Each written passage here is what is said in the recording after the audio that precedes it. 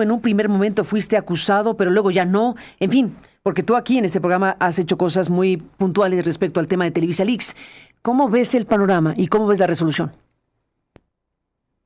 Bueno, Carmen, lo primero, explicaría esta parte de si fui denunciado o no. Decía ahora Javier que habría la pretensión, que sería ya ridícula, de censurar esta mesa. Bueno, lo que intentó Dora Martínez Valero, en nuestro caso, fue que una vez que presentó la denuncia, hizo una ampliación, porque habíamos hecho un análisis en la mesa de los miércoles, o en alguna de las mesas que desarrollamos con el tema de Televisa Leaks. Y entonces, en un, digamos, segundo momento, decidió que también esas mesas de análisis sobre Televisa Leaks fuesen motivo de censura y además de no solamente, digamos, el ejercicio de censura que se pretendía, sino de algo que me parece, y dijimos entonces, es absolutamente grave, que es el uso de una figura muy importante, como es la violencia política de género, con una intención diversa a la construcción y a la sustancia misma de esa figura. Entonces, sí hubo, y no duden que pueda seguir ocurriendo, el que pueda haber mecanismos jurídicos que lo que pretenden es ir en contra de la libertad de expresión y en contra del periodismo libre que aquí se practica. Este es el fondo del asunto, en mi opinión. Creo que vale la pena decir, bueno, explico simplemente que en mi caso, por alguna causa que tampoco tengo clara, en algún momento se intentó, se desiste, digamos, Dora Martínez a ir en contra mía, incluso le dan una segunda oportunidad en el tribunal que devuelve el asunto para que piense bien si quiere ir en contra mí o no, y finalmente decide no hacerlo. Bueno, ya está. No, desconozco cuáles son las razones, sí sé las razones por las que se pretendió esto, no sé las razones por las que al final decidió no emprenderlo de esa manera. A ver, yo quisiera poner en contexto dos o tres cosas que creo que han dicho aquí los colegas que son muy importantes. La primera es, efectivamente, en el fondo del asunto está el funcionamiento que se revela con este reportaje de las redes a través de las que Televisa ha utilizado, digamos, ese medio de comunicación para intimidar a actores políticos, para, digamos, comportarse bajo todas las reglas de eso que se llama un poder fáctico, que trata de subordinar el interés público a sus propios intereses. No es una práctica que sea nueva, pero lo nuevo es que aquí hay toda una red, esto que se llamó el Palomar, que devela lo que muchos vimos y estuvimos conociendo durante nuestra trayectoria y nuestra vida pública y profesional. Esto es lo que está en el fondo. Si Televisa actuando sin máscaras, bajándole digamos, la máscara, no, miren cómo se han comportado, miren cómo utilizan a un medio de comunicación, cómo presionan, cómo buscan el uso de lo que ellos a veces llaman periodismo, ¿no? En realidad para otras cosas que no tienen que ver con el ejercicio del periodismo libre. Y esa es una cosa que Televisa se tiene que plantear, replantear, y que yo no he advertido que haya un reconocimiento, he visto un silencio de buena parte de los periodistas de Televisa respecto de una conducta como la que revela el Televisa Leaks. Eso creo que está ahí muy importante. Y un par de cosas más, diría, que Mariana ya ponía en juego. El modelo del PES. La sentencia es venturosa, yo lo decía casi desde que empezamos la defensa, no pueden ir contra el periodismo, hay ya criterios de la sala en ese sentido, no puede haber en ese sentido censura o no van a lograr la censura desde el punto de vista, digamos, estricto de la sentencia, ni violencia política de género, ninguna de las dos cosas. En ese sentido, creo que la sentencia es correcta desde la perspectiva de lo que resuelve. Sin embargo, y aquí hay un tema que creo que debemos pensar, el PES nunca fue pensado, ni buscamos administrarlo, y esto es muy importante. No solo es el modelo, es quien administra ese modelo, como un mecanismo de regulación del debate público. El PES no es eso. Y el problema que ha venido ocurriendo con cómo se interpreta el modelo y cómo se lleva a la práctica el modelo, y quizá algunas cosas dentro del propio modelo, es que sí está derivando en una suerte de regulación del debate público. Y aquí abre, en el caso del debate digital, una puerta que hay que ser cuidadosos respecto de cómo se está empleando. Porque si bien no atenta al final, digamos, contra Germán, contra ti, contra Juan Omar, etcétera, contra Aristegui Noticias, sí llega a una solución que yo creo que no es la solución venturosa respecto de identificar cuentas y sancionar cuentas. Las cuentas no son personas. Entonces, este tribunal, digamos, y aquí hay una cosa incluso teórica que hay que resolver. Una cuenta no es una persona, porque una cuenta puede ser administrada por alguien más, puede ser una empresa, puede ser, en fin, una cuenta puede ser el Palomar, por ejemplo, ¿no? Ese es el eje de la discusión, me parece, que tenemos que tener presente. Que la excepcionalidad con la que se emplee el procedimiento especial sancionador sea muy estricta, porque de otra manera la ironía, por ejemplo, puede volverse un asunto prohibido, denunciable. La ironía. Imagínate. Sí, la ironía. O sea, decir Dora la censuradora, Dora utilizó ese mecanismo en relación a una ella serie. Dio permiso, ¿no? Ella se promocionó para ser candidata a ministra de la Corte como Dora la Transformadora.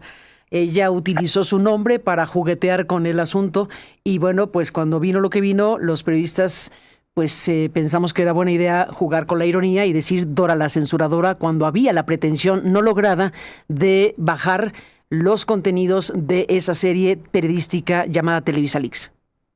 Por supuesto, pero además Dora la Transformadora, que además es una alusión directa a la palabra, que es un mecanismo de propaganda hoy del régimen, ¿no? Sí, del régimen, también hay que decirlo. Sí. O sea, está jugando, y eso es el teatro del tema judicial, ¿no? De la elección judicial. Pero fíjate, es decir, lo que a mí me preocupa es no solo el efecto silenciador, que claro que sí, que me preocupa, pero hay una parte de la sentencia que no es venturosa respecto de cómo resuelve el tema de la violencia política de género en redes digitales. Lo que deberíamos atajar y tenemos que exigir es no se debe usar el procedimiento especial sancionador como un mecanismo de regulación del debate público de ningún tipo, ni de los medios ni digital, ¿no? Eso no debe y no podemos permitirlo, porque de hacerlo, lo que vamos a ir, produciendo es en realidad un ejercicio que va en contra de la información, de la posibilidad de debatir, de deliberar públicamente y podría tener consecuencias funestas. Estamos explorando cosas nuevas, como son las redes digitales, y cualquier denuncia con relación a violencia política de género, a calumnia, tiene que hacerse con una enorme excepcionalidad. Es un instrumento útil, el PES es un instrumento útil. Qué bueno que el Estado tenga un instrumento de esta naturaleza, pero es un instrumento que debe lograr, por una parte, que no exista, en tu caso, violencia política de género en el ámbito electoral. Esto es un tema muy, muy relevante, que no haya calumnia en el ámbito electoral, pero al mismo tiempo garantizar, y este es el fondo, garantizar el ejercicio de la libertad de expresión. Siempre, siempre, siempre. Esto es, creo, Carmen, el fondo. Y vuelvo a decir lo que dije y por la razón por la que estaba denunciado. Esto, en realidad, tratar de utilizar estas figuras para silenciar es utilizar y corromper. Lo digo clarito, corromper una lucha de las mujeres de este país para una búsqueda de censurar y acallar a quienes revelaron algo tan importante como la empresa de habla hispana más importante en términos de producción en muchas décadas en México, y cómo actúa para controlar y, digamos, ir en busca de la defensa de sus propios intereses más allá de su responsabilidad pública como concesionario de televisión. Alfredo Figueroa, Mariana Calderón, Javier Schute, permítanme hacer una pausa. Entramos en la parte final del programa y de la mesa. Antes de ir a la pausa, solamente quiero detenerme en algo que nos envía nuestro muy estimado abogado Javier Cortina, que forma parte de las personas que muy generosamente nos han ayudado a los periodistas y al medio de comunicación, estos 9 abogados y un sociólogo con alma de abogado, que es Alfredo Figueroa. Nos manda Javier Cortina. No, un sociólogo con alma de sociólogo. Los que tienen alma de sociólogo son los abogados que están aquí. Al revés. Sí, abogados con alma de sociólogo y sociólogo con alma de sociólogo. Bueno, venga. Es correcto. Javier Cortina, que es abogado con alma de abogado, nos manda un mensaje que dice: lo que acaba de decir Mariana y en parte Leopoldo, tiene todo que ver con la denuncia que tenemos ante la Comisión Interamericana de Derechos Humanos. Y sí, hay que decir que Aristegui Noticias y yo en lo particular, con estos grandes abogados, Javier Quijano, Javier Cortina, Francisco González de la Torre, son grandes abogados que me han permitido estar en circuitos de justicia internacional, porque el caso MBS, se acordará usted lo que pasó con la Casa Blanca de Enrique Peña Nieto y todo lo que ocurrió con nosotros en el caso de MBS. Bueno, se llegó a un conjunto de juicios y un montón de cosas que ocurrieron en esos años, y al final de la historia llegamos al punto de llevar nuestro caso a la Comisión Interamericana de Derechos Humanos, que está ahí, en la justicia interamericana. Eso se lleva años y felices días, pero es una batalla importantísima, porque es por la libertad. Estas batallas son por la libertad de expresión, de prensa, la libertad de los periodistas y el derecho de ustedes como audiencias a saber, a tener información libre, independiente de los periodistas, y esas batallas hay que darlas. Y en esas batallas que hay que dar está lo que ocurrió en el Tribunal Electoral del Poder Judicial de México, que acaba de resolver esto que se está analizando en esta mesa. Pero también hay batallas que llegan a lo internacional, y en este caso hay una batalla en la Comisión Interamericana de Derechos Humanos de Aristegui versus el Estado mexicano por lo que ocurrió en aquella historia de MBS. Y nos recuerda Javier Cortina, un abrazo para Javier, un abrazo para Javier Quijano y para Francisco González de la Torre, que nos dice: lo que acaba de decir Mariana y en parte Leopoldo tiene todo que ver con la denuncia que tenemos ante la CID, en la que pedimos que se obligue al gobierno de México a adoptar una legislación, que aquí está el gran tema, ¿no? ¿Qué hacemos?